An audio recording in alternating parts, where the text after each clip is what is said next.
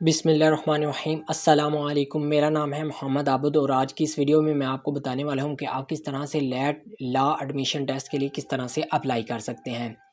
और इसके बाद मैं आपको बताऊंगा इसका एलिजिबिलिटी क्राइटेरिया क्या है, इसका टेस्ट पैटर्न क्या है और इसको पास करने के लिए कितने मार्क्स रिक्वायर्ड होते हैं, इसका टेस्ट कब होना है, लास्ट डेट कौन सी है, अप्लाई किस तरह से करना है, अप्लाई करते वक्त किन बातों का ख्याल रखना पड़ता है, अप्लाई करते वक्त कौन कौन सी मुश्किलात का सामना करना पड़ता है और लास्ट में फ़ीस किस तरह से जमा करवानी है। तो ये सारी बातों का जवाब आपको इसी वीडियो में मिलेगा, तो वीडियो को लास्ट तक देखते रहिए। तो वीडियो को स्टार्ट करते हैं और सबसे पहले इसके एलिजिबिलिटी क्राइटेरिया के बारे में बात कर लेते हैं। तो लैट टेस्ट में कौन लोग अप्लाई कर सकते हैं, यानी कि इसका एलिजिबिलिटी क्राइटेरिया क्या है। वो तालिब इल्म जिन्होंने इंटरमीडिएट का इम्तिहान पास किया हो वो बच्चे एलिजिबल हैं। उसके बाद वो तालिब इल्म जिन्होंने इंटरमीडिएट पार्ट 2 के पेपर दिए हुए हैं और पार्ट 2 पास है वो बच्चे भी एलिजिबल हैं। वो पार्ट 1 की बेस पर अप्लाई कर सकते हैं। इसके बाद था जी इसका टेस्ट पैटर्न, वो भी मैं आपको दिखा देता हूँ कि इसका टेस्ट पैटर्न क्या है, यानी कि पेपर किस तरह से आता है। तो यहाँ पर आप देख सकते हैं अंग्रेज़ी 20 नंबर का पेपर आता है, रियाजी में से 5 number, general knowledge 20 number, Urdu 10 number, Islamia 10 number, पाक स्टडी 10 नंबर। इसी तरह से मजमून नवेसी, यानी कि आपको 3 टॉपिक्स दिए जाते हैं, आपने उनमें से एक का इंतखाब करके एक मजमून लिखना होता है। आप वो मजमून अंग्रेज़ी या उर्दू दोनों ज़ुबानों में लिख सकते हैं और कम अज़ कम 200 अल्फाज तक का आपने लिखना होता है। इसके आपको 15 नंबर मिलेंगे। इसके बाद आता है जी ज़ाती बयान, यानी कि आपको एक स्टेटमेंट दी जाएगी जिस पर आपने अपना ज़ाती बयान देना होगा। ठीक है, ये भी आप अंग्रेज़ी या उर्दू दोनों में दे सकते हैं और कम अज़ कम 200 अल्फाज आपने लिखने हैं। ये होगा 10 नंबर का और इस तरह से ये टोटल बनेगा 100 नंबर। ठीक है, अब इसका हम देख लेते हैं जी पासिंग क्राइटेरिया क्या है। लैट टेस्ट कुल जो होता है वो 100 नंबरों पर मुश्तमिल होता है और लैट टेस्ट पास करने के लिए तालिब इल्म को कम से कम 50 नंबर हासिल करने होंगे। ठीक है, अगर आपके 49 यानी कि 49 नंबर भी आ जाते हैं तो आप फेल हैं, आप लैट टेस्ट दोबारा से आपको देना पड़ेगा। इसलिए पास करने के लिए कम से कम जो आपके नंबर होने चाहिए वो 50 होने चाहिए। इसके बाद हम देख लेते हैं जी इसकी टेस्ट डेट क्या और लास्ट डेट कौन सी है। टेस्ट डेट इसकी है जी 26 मई एक्सपेक्टेड है, ये डेट आगे पीछे हो सकती है। और लास्ट डेट अप्लाई करने की वो 20 मई है, 20 मई है। यानी कि अप्लाई करने के लिए कौन कौन से डॉक्यूमेंट्स चाहिए, एक तस्वीर चाहिए, एक बे फार्म या शनाख्ती कार्ड। अगर आपका बे फार्म है तब भी आप अप्लाई कर सकते हैं, अगर आपका शनाख्ती कार्ड बना हुआ है तब भी बेहतर है। और उसके बाद इंटरमीडिएट का रिज़ल्ट कार्ड, अगर आपने पार्ट 2 का इम्तिहान पास कर लिया है तो आप पार्ट 2 का रिज़ल्ट कार्ड, यानी कि पार्ट 1 और पार्ट 2 का जो कंबाइंड रिज़ल्ट कार्ड है वो इस्तेमाल करेंगे। अगर आपने पार्ट 1 क्लियर किया है तो आप पार्ट 1 का रिज़ल्ट कार्ड आपके पास मौजूद होना चाहिए अप्लाई करने के लिए। तो चलते हैं जी, अब अप्लाई करते हैं कि अप्लाई किस तरह से करना है।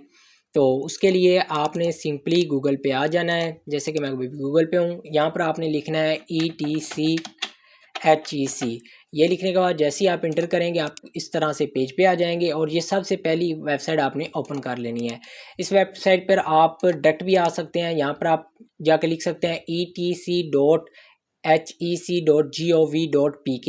ये आप अपने ब्राउज़र में टाइप करके भी इस वेबसाइट पे आ सकते हैं। इसके बाद आपके पास इस तरह से वेबसाइट ओपन हो जाएगी। तो अगर आपका पहले से अकाउंट बना हुआ है तो आपने यहाँ पर अपना आईडी कार्ड नंबर देना है और यहाँ पर पासवर्ड देना है और लॉगिन हो जाएंगे। ठीक है, अगर तो आपका अकाउंट बना हुआ है तो वेल एंड गुड, अगर नहीं बना हुआ तो वो भी मैं आपको बताता हूँ कि आपने अकाउंट किस तरह से क्रिएट करना है। अकाउंट क्रिएट करने के लिए आपने साइन अप के बटन पर क्लिक करना है और आपके पास इस तरह से पेज ओपन होगा जहाँ पर लिखा होगा क्रिएट योर अकाउंट और पहले लिखा होगा जी फर्स्ट नेम। यहाँ पर आपने अपना नेम लिखना है। ठीक है, नाम का पहला हर्फ लिखना है, उसके बाद लास्ट नेम, अपने सेकंड नेम लिखना है अपना, यानी कि नाम का दूसरा हर्फ इधर लिखना है, वो मैं आपको बता देता हूँ किस तरह से आपने लिखना है। उसके बाद आ जाएगा जी CNIC, यानी आपने अपना शनाख्ती कार्ड नंबर देना है। इसके बाद यहाँ पर आपने कोई भी पासवर्ड दे देना है। ठीक है, वो पासवर्ड देना है जो आपको याद रहे, क्योंकि बाद में स्लिप वगैरह डाउनलोड करने के लिए, रिजल्ट चेक करने के लिए आपको ये पासवर्ड की ज़रूरत पड़ती है। इसके बाद आपने यहाँ पर मोबाइल नंबर देना और यहाँ पर ईमेल देनी है। तो मैं जल्दी से ये सारी चीज़ें फिल कर लेता हूँ, उसके बाद हम साइन अप के पर बटन पर क्लिक करते हैं। तो यहाँ पर मैंने अपनी सारी डिटेल फिल कर ली है। यहाँ पे जैसे कि मेरा नाम था मोहम्मद आबद, तो यहाँ पर मैंने मोहम्मद लिखा है और लास्ट नेम में आबद लिख दिया है। ठीक है, इसके बाद मैंने अपना आईडी कार्ड नंबर दिया है, यहाँ पर मैंने पासवर्ड पुट कर दिया है और उसके बाद आप यहाँ पर आपने अपना मोबाइल नंबर देना है और यहाँ पर अपनी जीमेल देनी है। ये सारा कुछ फिल करने के बाद आपने साइन अप पर क्लिक कर देना है। तो जैसे ही आप साइन अप पर क्लिक करेंगे तो आपके ईमेल पर एक SMS ईमेल और एसएमएस के ज़रिए आपको एक कोड गया होगा, ठीक है। बाज़ औक़ात ईमेल पर आ जाता है और बाज़ औक़ात एसएमएस पे आ जाता है। मोस्टली चांसेस ये होते हैं कि वो ईमेल पर आता है, तो इसके लिए आपने अपनी ईमेल ओपन कर लेनी है। तो मैंने दूसरे टैब में अपनी ईमेल ओपन की हुई है, तो मैं इसे रिफ़्रेश करके चेक करूँगा कि मुझे ईमेल कोई आई है कि नहीं आई। अगर ईमेल आती है तो उसमें एक छोटा-सा वेरिफ़िकेशन कोड होगा जो हमने वहाँ पे पुट करना होगा। तो यहाँ पर आप देख सकते हैं कि मुझे उसकी तरफ से ईमेल आ चुकी है, तो ये मुझे कोड आया है। इस कोड को मैं कॉपी करूँगा, कॉपी करने के बाद यहाँ पर जाएँगे और ये कोड मैं इस जगह पे पेस्ट कर दूँगा और उसके बाद जैसे मैं वेरीफ़ाई के बटन पर क्लिक करूँगा तो मेरा अकाउंट जो है वो क्रिएट हो जाएगा, ठीक है। तो मेरा अकाउंट क्रिएट हो चुका है, ठीक है। अब मैं सिंपली अपने अकाउंट को ओपन करूँगा, ओपन करने के बाद आगे चलेंगे, हम देखेंगे कि हमने आगे कौन-कौन सी डिटेल फ़िल करनी है। तो मैं जल्दी से अपना अकाउंट लॉगिन कर लेता हूँ। तो यहाँ पर मैंने अपनी डिटेल फ़िल कर दी है। डिटेल फ़िल करने के बाद जैसे ही हम साइन अप के बटन पर क्लिक करेंगे तो इस तरह से आपके पास कुछ इस इंटरफ़ेस शो होगा। यहाँ पर आपने स्किप के बटन पर क्लिक करना है। तो यहाँ पर आपने सबसे पहले अपनी प्रोफ़ाइल क्रिएट करनी होती है, ठीक है? यानी कि अपनी सारी डिटेल फ़िल करनी होती है। उसके बाद हम लैट के लिए अप्लाई करेंगे।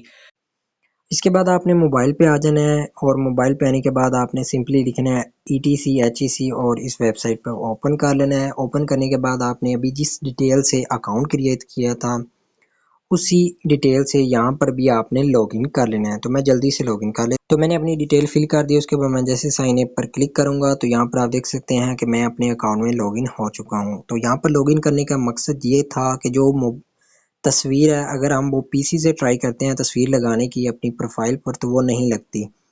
तो इसमें कोई ना कोई मसला आ जाता है। तो तस्वीर लगाने के लिए आपने सिंपली अपने मोबाइल पर वही अकाउंट लॉगिन कर लेना है। लॉगिन करने के बाद आपने अप्लाई फॉर लैट एडमिशन पर क्लिक करना है।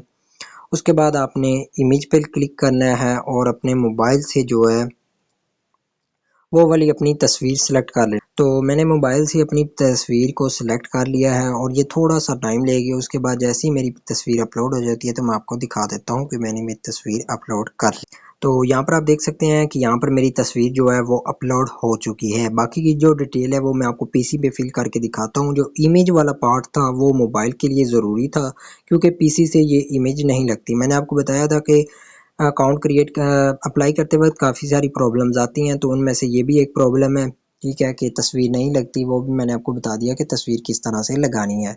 तो अब नेक्स्ट जो प्रोसीजर है वो मैं आपको पीसी पर करके दिखाता हूँ। तो मोबाइल से तस्वीर लगाने के बाद आपने अपने पीसी पे आ जाना है और इस वेबसाइट पे आने के बाद आपने अपने अकाउंट को एक दफ़ा रिफ़्रेश करके देख लेना है। जैसे ही आप रिफ़्रेश करेंगे तो आपकी इमेज यहाँ पर शो हो जाएगी, जो कि पहले नहीं शो हो रही थी, ठीक है। इसके बाद आपने apply for law admission test LAT के ऊपर क्लिक करना है और आपकी तस्वीर शो हो जाएगी, ठीक है। तो इस पेज पर आने के बाद यहाँ से आपने पहले अपना टाइटल सेलेक्ट करना है और यहाँ से आपने जेंडर सेलेक्ट करना है अपना। उसके बाद यहाँ से आपने डेट ऑफ बर्थ सेलेक्ट करनी है। यहाँ पर आपने अपने फादर का नाम देना है। इसके बाद कंट्री सेलेक्ट करनी है। कंट्री पर क्लिक करेंगे और अपने कीबोर्ड से पी प्रेस करेंगे तो यहाँ पर आपने पाकिस्तान सेलेक्ट कर लेना है। उसके बाद सिटी के लिए भी आपने ऐसे करना है, अपने कीबोर्ड से कंट्रोल F प्रेस करना है, अपनी सिटी को सिलेक्ट करना है। जैसे मैं ओकाड़ा सेलेक्ट करता हूँ तो ये देखें ये जी सिटी आ चुकी है। इस तरह से डिस्ट्रिक्ट को सिलेक्ट करने के लिए आपको कंट्रोल F करके फिर आपने अपनी सिटी का नाम देना है और एंटर प्रेस करना है, तो यहाँ पर आपका वो सिटी का नाम आ जाएगा। वरना पर आप लिस्ट को स्क्रॉल करने बैठ जाएंगे तो काफ़ी टाइम लग जाएगा। इसके बाद यहाँ पर आपने अपना एड्रेस देना है। एड्रेस देने के बाद आपने सिंपली नेक्स्ट के बटन पर क्लिक करना है। तो मैं जल्दी से ये सारी डिटेल फिल करके नेक्स्ट के बटन पर क्लिक करके आपको दिखाता हूँ कि नेक्स्ट क्या हमने फिल करना है। तो मैंने अपनी सारी डिटेल फिल कर लिया है। फिल करने के बाद आपने सिंपली नेक्स्ट के बटन पर क्लिक करना है और यहाँ से आपने लैट एडमिशन टेस्ट को सिलेक्ट करना है, डिसिप्लिन लॉ और प्रेफर्ड टेस्ट सिटी। ये आपने बड़े ध्यान से सिलेक्ट करनी है कि आप कौन सी सिटी में टेस्ट देना चाहते हैं, ठीक है। आपने ये सारी लिस्ट देख लेनी है। अगर इसमें जो आपके करीब तरीन हो आपने वो सिटी सिलेक्ट करनी है, ठीक है। तो मैं अभी लाहौर सेलेक्ट करने वाला हूँ।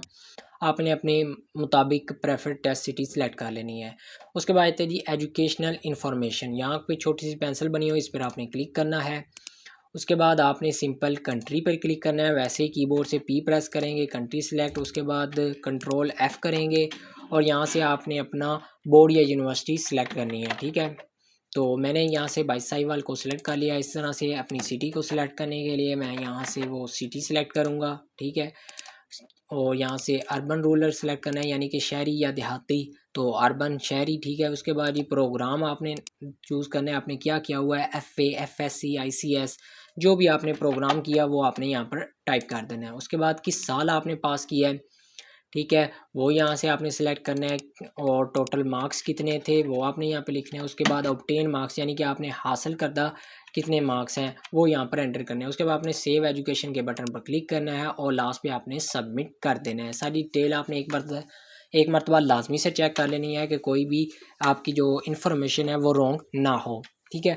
उसके बाद उन्होंने कहा जी अब आपने अपनी जी फीस वेरीफाई करवानी है, ठीक है। अपने सिंपली ओके के बटन पर क्लिक करना है और यहाँ पर आ जी चुका है जी पेमेंट पेंडिंग, और यहाँ पर आपने क्लिक करना है और यहाँ पर आपको एक कंज्यूमर नंबर दिया जाएगा, ये वाला, ये वन लिंक का नंबर है। अब मैं आपको बताता हूँ कि आपने मोबाइल से फ़ीस किस तरह से जमा करवानी है।